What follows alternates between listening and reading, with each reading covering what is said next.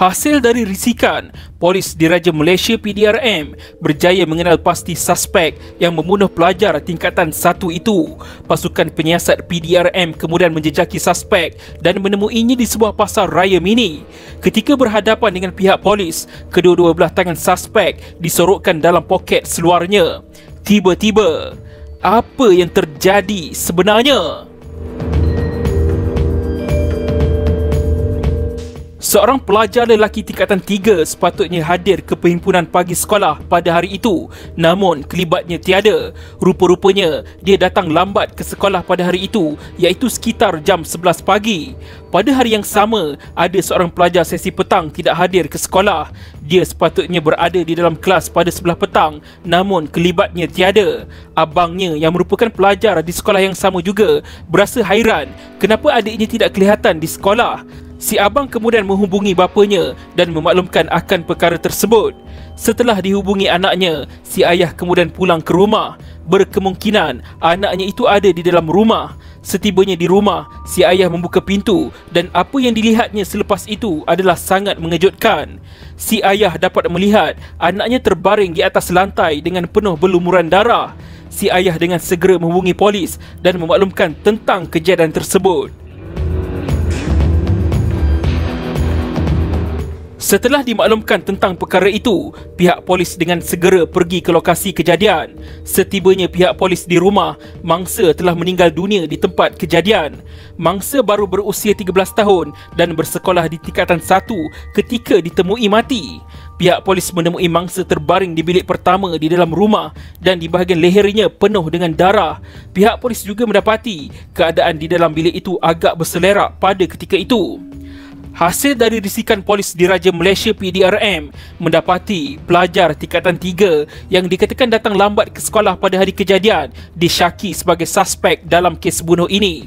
Pegawai penyiasat PDRM kemudian mencari suspek di kawasan rumahnya, namun suspek tidak ditemui. Akhirnya, pihak polis berjaya menemui bapa suspek di sebuah pasar raya mini. Bapa suspek kemudian memanggil anaknya itu yang berada berhampiran dengannya. Ketika pihak polis berhadapan dengan suspek, kedua-dua belah tangan suspek disorokkan di dalam poket seluarnya. Pihak polis kemudian mengarahkan suspek mengeluarkan tangannya dari poket seluar. Pihak polis percaya ada sesuatu yang disembunyikan suspek. Adakah suspek membawa senjata pada ketika itu? Pihak polis mula bersedia dengan segala kemungkinan yang akan berlaku pada ketika itu. Suspek kemudian mengeluarkan tangannya dari poket seluar seperti diarahkan pihak polis. Setelah mengeluarkan tangannya, pihak polis dapat melihat ada kesan kecederaan pada tapak tangan suspek. Suspek kemudian ditahan polis dan dibawa ke balai polis untuk disoal siasat. Hasil dari tangkapan suspek telah membawa kepada penemuan uniform sekolah milik suspek yang ada kesan darah di dalam tong sampah. Suspek kemudian membawa pihak polis ke sebuah kediaman jenis flat. Di situlah suspek membuang sehelai seluar jin, baju T dan juga pisau. Kesemua barang kes itu dihantar kepada pegawai kimia untuk dibuat analisa DNA. Ahli kimia telah berjaya menemui DNA milik mangsa pada barang kes tersebut. Ahli kimia juga membuat ujian DNA pada darah yang diambil dari tempat kejadian. Dan sekali lagi, ahli kimia berjaya menemui campuran DNA milik suspek dan mangsa dalam darah itu. Tiada DNA orang ketiga dijumpai dan hanya DNA milik suspek dan mangsa sahaja. Laporan dari bedah siasat mengesahkan punca kematian mangsa adalah luka tetakan di leher. Apa yang lebih mengejutkan adalah suspek menafikan dia yang membunuh mangsa. Suspek mengatakan yang dia berada di sekolah ketika kejadian berlaku. Adakah benar dengan dakwaan suspek itu? Suspek yang bernama Duru Vendran, anak lelaki Saka Javan, 15 tahun, dituduh membunuh Surendran, anak lelaki Ramesh, 13 tahun, di dalam sebuah rumah di tingkat 1, Blok 88C, Taman Seri Relau, Bayan Lapas, Pulau Pinang pada Ogos 2010 di antara jam 8 pagi dan 11 pagi.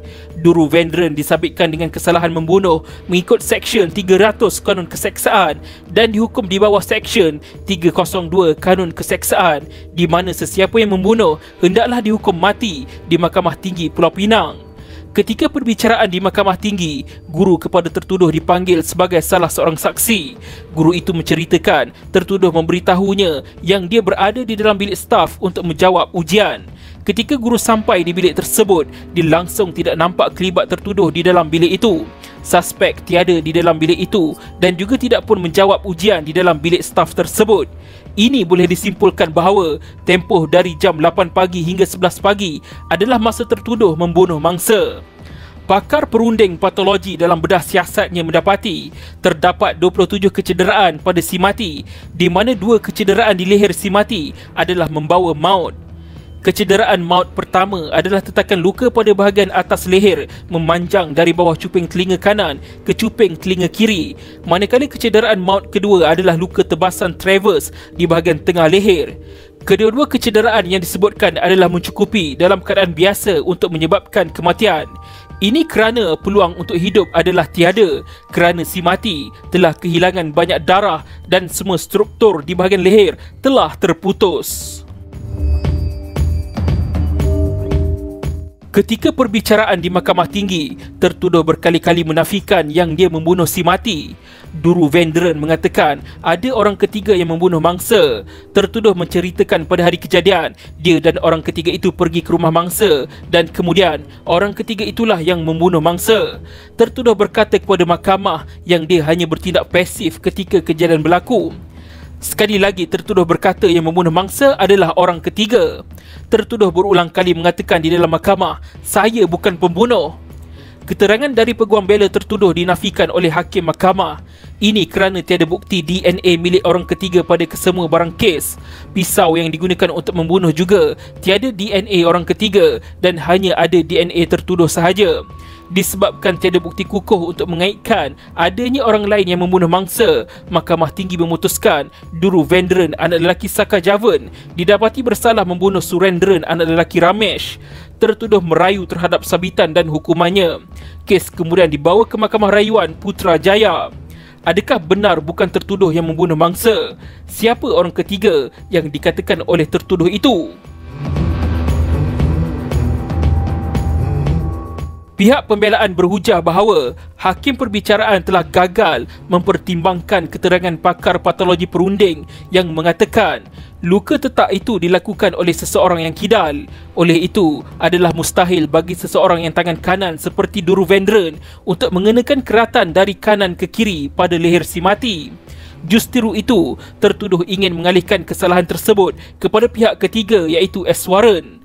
Ujahan dari pihak pembelaan boleh disangkal kerana pakar patologi perunding menunjukkan bahawa luka tetak itu mungkin berlaku semasa penyerang berada di belakang si mati. Selain itu, pihak pembelaan juga mendakwa bahawa salah satu bukti penting iaitu tuala yang digunakan oleh Eswaran untuk mencekik si mati hilang dalam tahanan hospital. Menurut tertuduh, tuala itu juga digunakan untuk membalut leher mangsa kerana darah dikatakan keluar terlalu banyak. Tuala itu kemudian dijemur di atas lantai di bawah meja bedah siasat kerana terlampau basah. Tuala itu kemudian dibuang cleaner pada keesokan harinya dan tidak lagi berjaya dijumpai. Tuala yang tidak dijumpai ini tidak dicabar secara serius. Tertuduh berdakwa berlaku pergelutan antara si mati dan Eswaran, di mana Eswaran telah mengunci si mati dari belakang dan mengelar leher si mati dengan menggunakan pisau pemegang hitam. Bagaimanapun, berdasarkan ujian DNA yang dijalankan ke atas bukti, tiada DNA Eswaran ditemui. Hanya DNA campuran tertuduh dan si mati sahaja yang ditemui pada pisau pemegang hitam tersebut. Mengikut daftar kehadiran, Duru Vendren tidak hadir semasa perhimpunan pagi sekolah iaitu pada jam 8 pagi hingga 10.55 pagi, tetapi tertuduh hadir selepas tempoh tersebut. Setelah meneliti hujahan dari kedua-dua belah pihak, 3 panel hakim Mahkamah Rayuan memutuskan bahawa mereka menolak rayuan tertuduh dan mengekalkan sabitan dan hukuman yang dibuat oleh Mahkamah Tinggi. Duru Vendren, anak lelaki Saka Javan, kekal bersalah. Memandangkan tertuduh masih di bawah umur 18 tahun pada masa dia disabitkan kesalahan, tertuduh dimasukkan ke penjara sebagai tahanan limpah atas perkenan Tuan Yang Terutama yang di-Pertua Negeri Pulau Pinang menurut Seksyen 97-2 Akta Kanak-Kanak 2001. Berdasarkan fakta kes, mayat si mati ditemui di rumahnya sendiri. Ia adalah sama ada si Mati membenarkan tertuduh masuk ke dalam rumahnya atau tertuduh menceroboh rumah si Mati. Seperti yang kita tahu, remaja terutamanya kanak-kanak lelaki mudah mencetuskan pergaduhan walaupun kerana perkara remeh-temeh yang berkemungkinan menyebabkan mereka berbalah sesama sendiri sehingga mengakibatkan kematian si Mati. Menurut tertuduh, 3 bulan sebelum kejadian berlaku, S. Warren dikatakan mengambil barang kemas milik ibu tertuduh. Berkemungkinan, mangsa juga menuduh S. Warren mengambil barang kemas milik ibu tertuduh itu. Jadi, tertuduh berpakat dengan S. Warren untuk membunuh mangsa. Namun, kehadiran S. Warren di tempat kejadian dinafikan oleh pihak mahkamah. Oleh itu, motif sebenar pembunuhan dalam kes ini terus kekal misteri.